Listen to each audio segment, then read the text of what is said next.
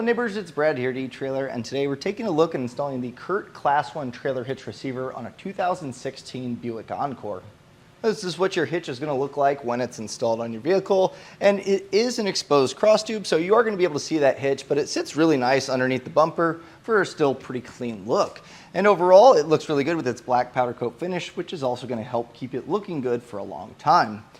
Being a Class 1 trailer hitch receiver means that your receiver tube opening is going to be 1.25 inches. So you're going to want to make sure when choosing accessories that you're picking up something that's 1.25 inches. You're going to be a little bit more limited than your typical 2-inch, but not to worry, there's still plenty of accessories available for it.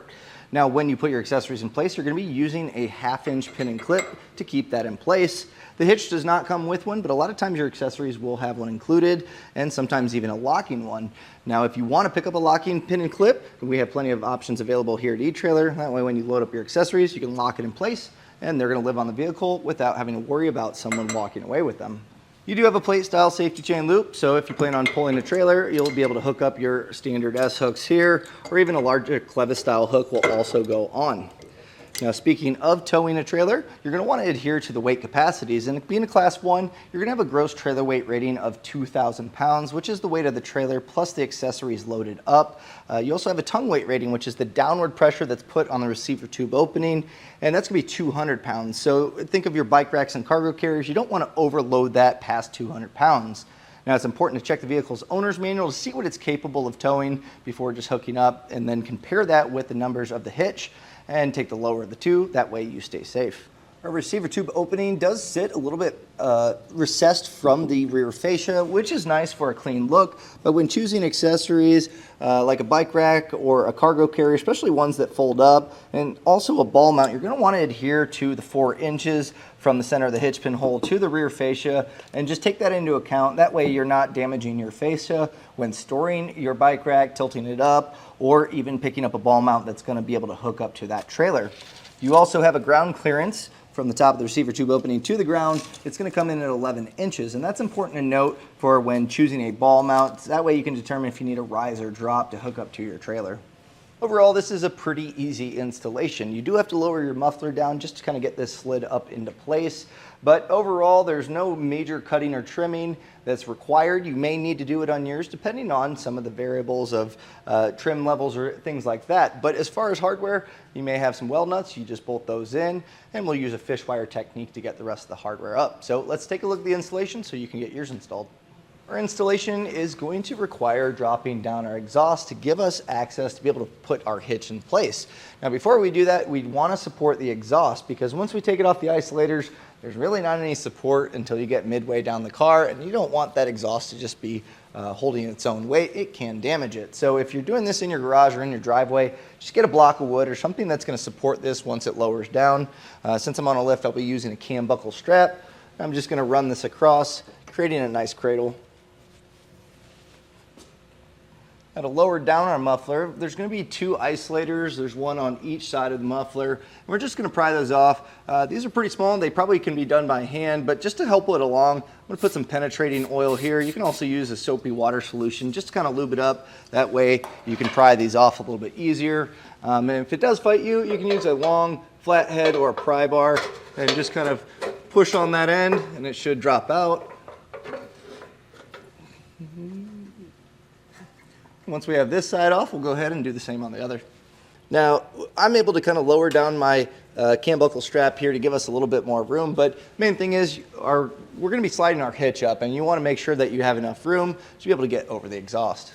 Now, the instruction manual does say that you may need to trim some of the wheel well liner, and that's just to give you a little bit of clearance. And if you do have to, it's going to be in this area here. Now, I've mocked our hitch up and determined we won't need to, but depending on the trim package that you have, you may need to. It's just going to be a small amount of trimming. So I would suggest raising your hitch up, seeing if you need to before trying to install it.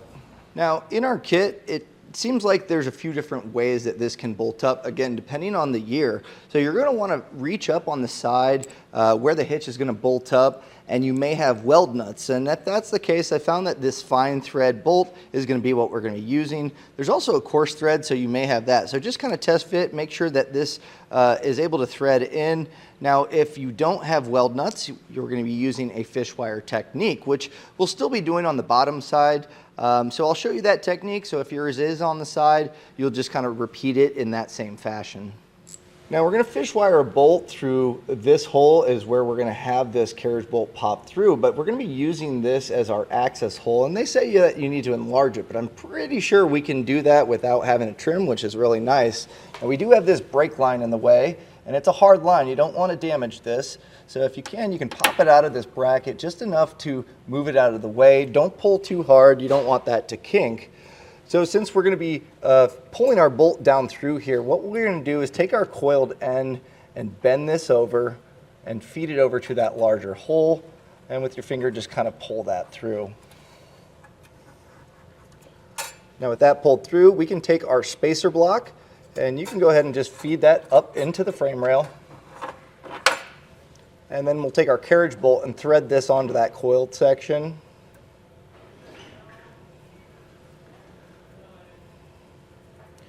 And then we'll feed this up. And then pulling your pull wire here, that should drop down. Now keep your fish wire on. This is going to help when we raise the hitch up in place. It's going to allow that hitch to slide up, and if this pushes up, it's not going to go in the frame rail. We're not going to have to fight for it. So keep this on until we get our hitch in place. So now we're going to go ahead and repeat on the other side, getting our fish wired bolt on the frame rail.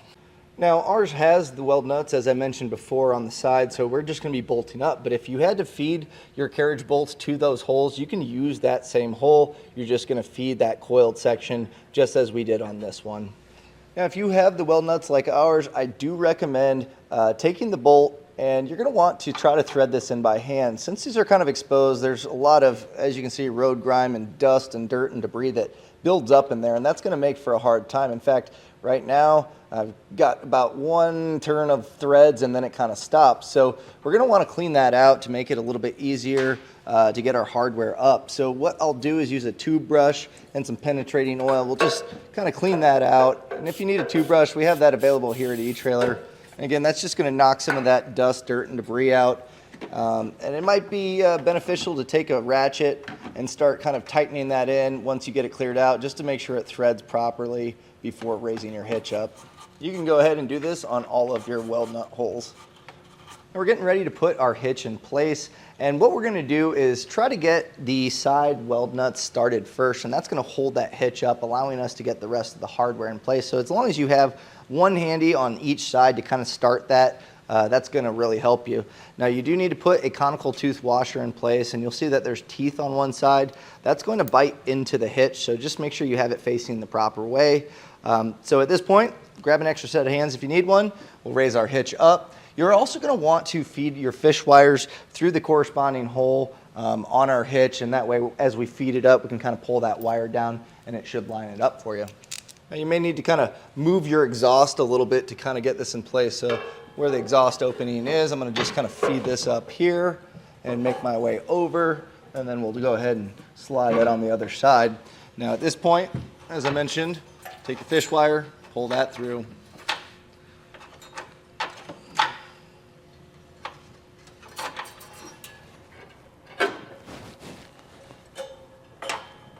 As I raise this up, I got my hardware handy. I'm just going to get this started on either one of those weld nuts.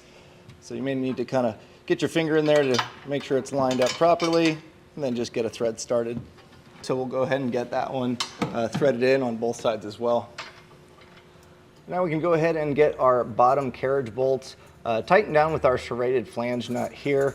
Now you can pull your fish wire off, and a little bit of a helpful tip here, you don't want to push this back in the frame rail. So once you get your fish wire coil taken off, you can go ahead and just put a little bit of pressure. You can use a screwdriver, or sometimes you can even shift the hitch to where it holds it in place, allowing you to get a few threads started on here. We'll go ahead and do this on the other side. Now we're going to go ahead and tighten these down. Now on those serrated flange nuts, we're going to do those first so it kind of pulls the hitch up before tightening the side. We're going to be using an 11/16 socket. So we'll get this tightened down. Now for our weld nut bolts, we're going to be using a 3/4 inch socket to get those tightened down. Might get a little tight here with the exhaust. So find a nice way to be able to gain access to these and get them tightened down. So now we're coming back with our torque wrench. We're going to torque them down in the same method that we did before, starting with the bottom. Now, the hardware does have different torque settings based on what you used in your configuration, so just refer to your instruction manual to make sure that you're getting the proper torque setting. Now, if you need a torque wrench, we have these available here at eTrailer. You can generally go to an auto parts store and rent them. But this will make sure that it's going to be tight enough to not become loose over time, but also not too tight, putting stress on the threads.